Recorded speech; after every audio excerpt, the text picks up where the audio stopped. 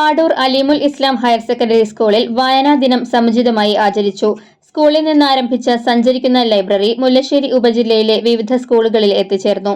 Ties English medium school Padoor, GMUP school Kundazhiyoor, Vanivilasam UP school Padoor, RCUP school Thoyakkavu എന്നിവിടങ്ങളിലാണ് സഞ്ചരിക്കുന്ന library എത്തിച്ചേർന്നത്. തുടർന്ന് സ്കൂളുകളിൽ ക്വിസ് മത്സരം, വിജയികൾക്ക് സമ്മാനദാനം എന്നിവ നടന്നു. പരിപാടികൾ PTA പ്രസിഡന്റ് RH ഹാരിസ് ഉദ്ഘാടനം ചെയ്തു.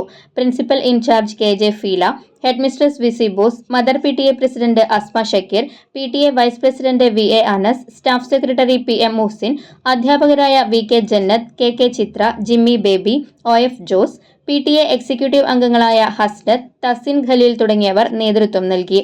വൈകിട്ട് നടന്ന ക്ലാസ് ലൈബ്രറി ഉദ്ഘാടനം ഫോക്ലോർ അവാർഡ് ജേതാവ് AP മുജീബ് നിർവഹിച്ചു. ഓരോ ക്ലാസ്സിലും ഓരോ ലൈബ്രറി എന്ന പദ്ധതി നടപ്പിലാക്കി. ഓരോ ക്ലാസ്സിൽ നിന്നും ലഭിച്ച കയ്യെഴുത്ത് മാസികയുടെ പ്രകാശനവും നിർവഹിച്ചു. GMUP സ്കൂൾ കുണ്ടഴിയൂരിൽ വായനാ ദിനം അക്ഷരമരത്തിൽ അക്ഷരങ്ങൾ ചാർത്തിക്കൊണ്ട് വെങ്കിടങ്ങ് പഞ്ചായത്ത് പ്രസിഡന്റ് കൊച്ചപ്പൻ ബടക്കൻ ഉദ്ഘാടനം ചെയ്തു.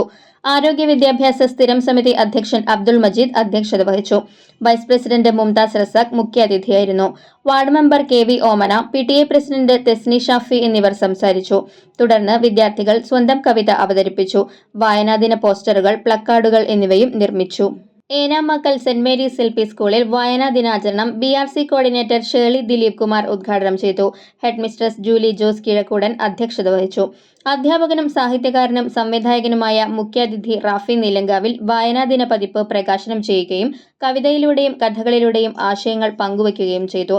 വിദ്യാർത്ഥികൾ വായനാ ദിന പ്രതിജ്ഞ ഏറ്റുചൊല്ലുകയും വിവിധ പരിപാടികൾ അവതരിപ്പിക്കുകയും ചെയ്തു. PTA പ്രസിഡന്റ് അംബിക ജോർജൻ, അധ്യാപകൻ ആൽബിൻ ജോൺ എന്നിവർ സംസാരിച്ചു.